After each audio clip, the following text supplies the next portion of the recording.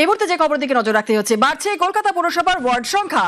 কেএমসির word সংখ্যা 144 থেকে বেড়ে হচ্ছে 200। মুখ্যমন্ত্রীর নির্দেশে আগেই দিয়েছিলেন, সরকারি বিজ্ঞপ্তি প্রকাশ করা হয়। আর এবার ওয়ার্ড পুনর্বিন্যাসে জোড়া কমিটি গঠন করা হচ্ছে। আরো বিস্তারিত জানবো, আমাদের সঙ্গে রয়েছেন আমাদের প্রতিনিধি বিশ্বজিৎ সাহা। বিশ্বজিৎ, বাড়ছে কলকাতা পুরসভার ওয়ার্ড সংখ্যা, কি তথ্য উঠে আসছে, কি জানতে পারছো?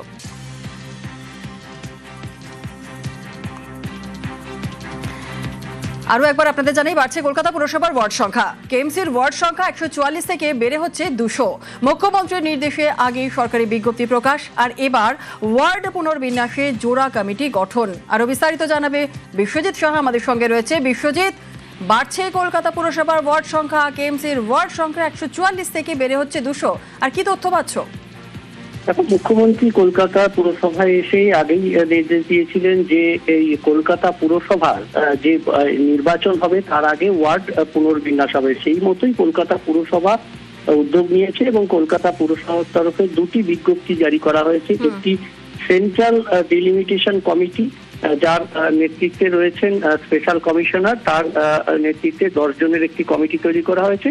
এবং ওয়ার্ডের ক্ষেত্রে ওয়ার্ডে 5 সদস্যের কমিটি করা হয়েছে। প্রতিটি ওয়ার্ড অর্থাৎ 16টি বড়ো রয়েছে, সেই 16টি বড়োতে 5 সদস্যের বড়ো ডিলিমিটেশন কমিটি তৈরি করা হয়েছে। অর্থাৎ এই এখন যে 144টি ওয়ার্ড রয়েছে 16টি বড়োতে, এই ওয়ার্ড সংখ্যা 144 থেকে 200 করার লক্ষ্যমাত্রা রাখা হয়েছে। কারণ আমরা জানি যে কলকাতা পুরসভার মোট ভোটার 32 লক্ষের কিছু বেশি।